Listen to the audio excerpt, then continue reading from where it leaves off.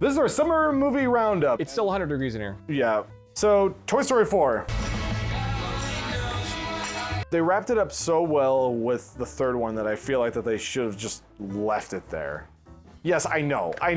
Toy gets lost. Woody goes finds Toy. Woody finds rejected toys. Rejected toys need to find a way back. They don't utilize any of the other characters. Yeah. It feels like that Buzz is just there, and Yeah, all the old characters are just there for a couple lines, and they're not really part of the story. yeah. Which is too bad. Tom Hanks gets his $1 billion check. Forky in the beginning really annoyed me. I was like, this is a Jar Jar Binks character, but after a while, then like once he kind of had his very quick character arc, it was like, oh, she wants me? Okay. I liked him. I thought he was funny. Really? Yeah. Really? Even in the beginning? Yeah. The movie kind of starts to get into like the weird stuff about this universe. Oh, where they actually start questioning like their own logic. Like, how are these toys alive? What makes a toy? What gives it life? I mean, they started like with Forky being something that she like imbues it with love, which gives it life. So suddenly it's a living thing. You could do something interesting with that, but they don't. The Forky's thing is he thinks, I'm trash, I need to go in the trash. So he keeps trying to put himself in the trash can, which I thought was kind of funny. But then every time that like a human comes and looks at them, they lose their power. Like suddenly Forky and Woody or whatever, they go limp. Why does Forky go limp? Also, this one got real dark. Yeah. Too dark. And which part? I need your voice box, Woody. Oh, gee willikers, it's stitched in there pretty good. Oh, that was horrifying sounding, like it's stitched in there. So what happens is she takes the voice box from Woody, and then she basically blackmails him for it, so he doesn't have a choice. And then she uses it to go find a kid, and the kid picks her up and pulls the string, and oh, she has a voice, so I'll keep it. Like, to me, that missed the mark because it would have been much more impactful if both Woody had given it to her voluntarily, and then the kid picks her up, or she finds out somehow that, oh, she didn't need the voice box, but the kid's gonna love her anyway. Something like that, where it's like, it'd be kind of sad, because like, oh, she's like lived this really like sad life, focused on this so much, but that isn't actually necessary for someone to love her. Right. And whereas her character is actually a horrible, horrible character in this, because in this she's talking to Forky and saying like, tell me all about Woody so I can manipulate him and get him to give me the voice box. And then she gets the voice box because she manipulated Woody, not because she actually cared about him. And then she goes up to the little girl and the girl doesn't want her anymore. And then it's like, oh, poor me. I'm so sad. I love you, Woody. And it's like, okay, the only reason why you're saying this is because you didn't get what you want. Yeah. I don't know. It was okay. I thought it was okay. I actually probably liked it more than Toy Story 3. Really? Yeah. Huh. I didn't like 3 very much. So, moving on to the next movie. Next movie. I really enjoyed the first 40%. Yeah, me too. Because it didn't feel like a generic Marvel film. It actually felt like that there was an interesting story going on, which was these 4 elementals that are coming to destroy Earth, and not Doctor. There's so many characters called Doctor now. Mysterio comes and says, I need your help, Peter, and then he helps them. And I feel like that if anyone with nerd culture knows that Mysterio is not a good person. Right. But I was really interested in how they were going to get to that point. So, because you knew that Mysterio was going to be the bad guy at some point. Then once you got to the Mysterio part, then it kind of just fell down. I felt the same way. And I'm interested to see what his deception is, or what, clever way he's manipulating things or something. Because you know it's going to happen, but you just want to see how they get there. And I was really disappointed by that reveal. Up to that point. So let's just start from the beginning, all right? Okay. So the first few minutes I thought were really messy. I thought it was like, the teaser trailer in the very beginning. It's like, oh, what? You want no part of this. It's bringing in these threads from the MCU in a very clumsy way, I felt.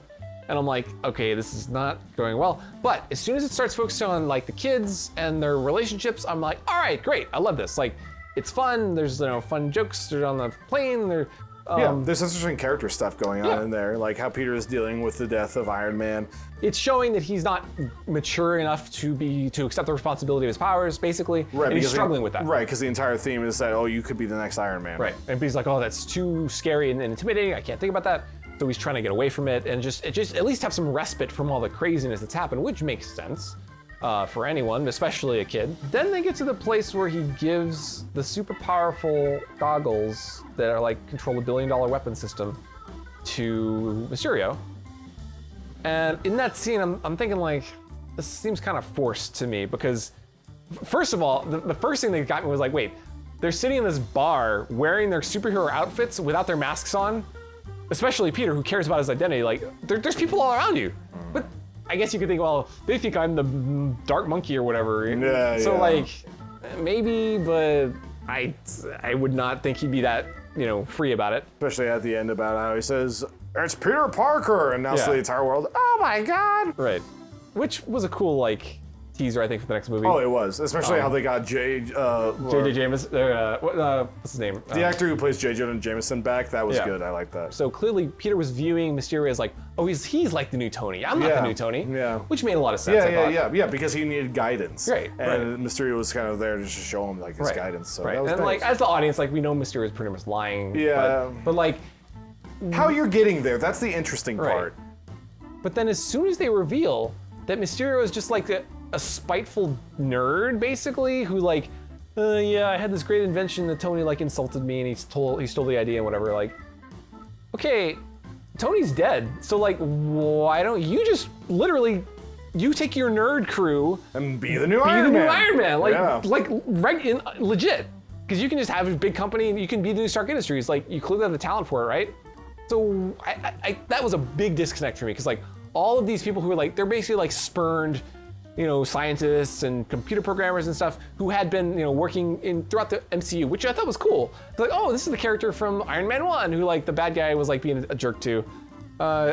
So I liked that, but it portrayed them as being kind of wholesome, good guys, good people, basically, who are, just working on these maybe morally questionable projects.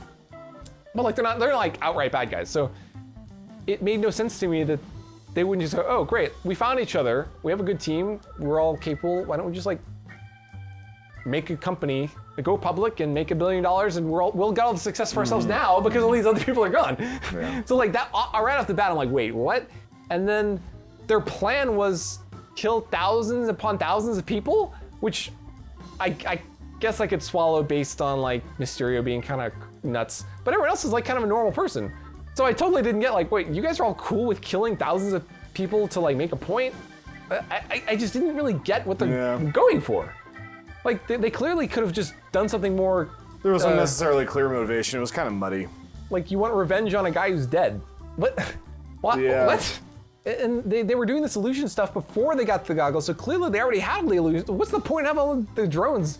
Well, I guess because he worked at Tony Stark Industries, so I guess he still has some power over some of the drones or something like that. Okay.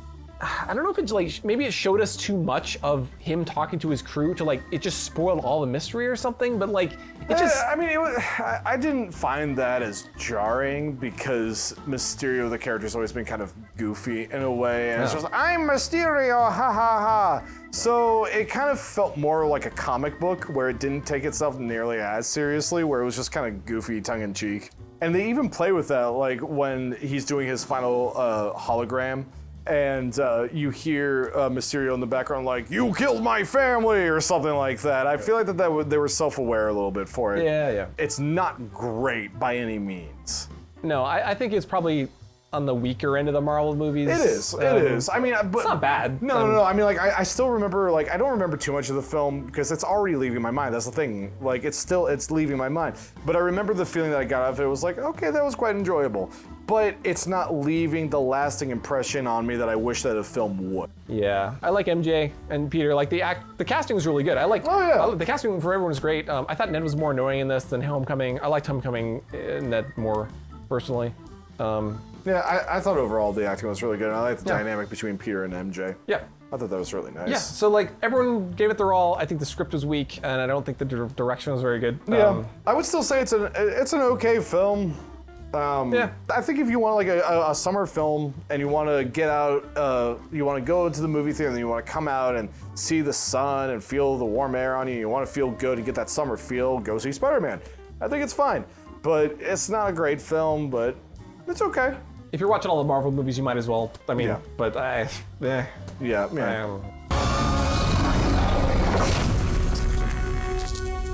Pokemon. So I saw it in Japan, which was really fun, but I don't remember too much about it. I just remember that it was very boring and generic and creepy. When I saw the trailer, I thought it was really creepy. I was like, okay, this is not gonna work. When I saw the movie, it mostly worked. It didn't bother me, except for like, I thought Mewtwo looked really weird. His mouth was the really mouth! creepy. Oh, yeah, you see the human teeth. Yeah, Yeah, that was off-putting. Okay, but like, aside from that, I thought the effects generally were very good. It's really the art style that I think you're saying was like off-putting. Yeah, well, there's some Pokemon where it was just, you just think that, okay, this Pokemon does not look good as a realistic Pokemon. Right. Charizard is a dragon. That looked really cool.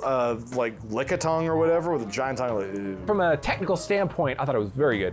The art direction, that's where it looked like, does this fit in this world? Like, oh yeah, no. So for, I'm not saying like the animators did a bad job on it. It was more of the studio going like, hey, we want this. Like, hey, Sonic, we want Sonic to look like this. Yeah. Oh no, no. well, we don't need to get into that. Yeah. We'll see that in a few months. But like the story and the dialogue and I got 5 missed calls from my mom. I wonder why. Like that's the line. Like you're delivering it. yeah, the main actor, I didn't enjoy him very much. No, and the writing was bad. And also, what is it with just Pikachu? The only characteristic about Detective Pikachu is that he likes coffee. Yeah, that's the thing. He was not an interesting character, really. No, he wasn't. He didn't add anything. Like, you've been building it. It's also weird that you would make the first live-action Pokemon film about Detective Pikachu. So weird, yeah. It's really bizarre. Like, don't you think that they would have done it with, like, the first Pokemon movie? Maybe if I thought it was safer because it's like an offshoot of Pokemon. That's what I it's was if it doesn't thinking. work out, we're not risking all of Pokemon. Exactly. Well, that and also I think that Detective Pikachu sold really well, so they thought that, okay, let's just bank on this. But Pokemon is so popular at this point. The Pokemon Company has made a lot of weird decisions. I mean, it's okay. I think, I don't say this about a lot of movies. I do think it's more of a kid's movie. Like, it was really made for kids. Yeah, it was. In terms of the writing, the characters, like, so I But can you can see... still make a good kid's film. Oh yeah. There's plenty of movies that appeal to everyone, but in a case like this, I think a kid would enjoy it a lot more than me. Just because like I'm sitting there thinking, the story's stupid, and it's like a convoluted story, but it's also not one that you can really follow that much. Like the exposition is so heavy and like boring. I thought I was really surprised about that. Several scenes where a character is just talking to the camera. This is what I think. This is where it's happening. It's like, okay, this isn't like a mystery you can follow and solve yourself. It's like it's so. It's hand-holding. Bleh. I guess they had to do that because they figured the younger audiences would have a hard time following all the details, because it does get kind of convoluted with all like people turning into Pokemon and what the motivations of the characters are and double back stabbing bad guys or I don't know. It's not bad. It's okay. If you want to see realistic Pokemon, which is a really big thing, people want to see realistic Disney films. People want to see realistic Pokemon. For some reason. Yeah, go see it. Yeah, so that's a lot of movies that we just talked about. There's a lot of movies that we just talked about. We did, yay! We survived. It's only 3 o'clock in the morning, Yeah. and we're inhaling toxic fumes from the fire that went out. And we did it all for you. Yeah. So what? Overheating cameras. Fireplaces that don't work. Fireplaces don't work with smoke spewing into the room and Bugs. incredible heat because it's 100 degrees outside, which makes about 110 degrees in here. Nah.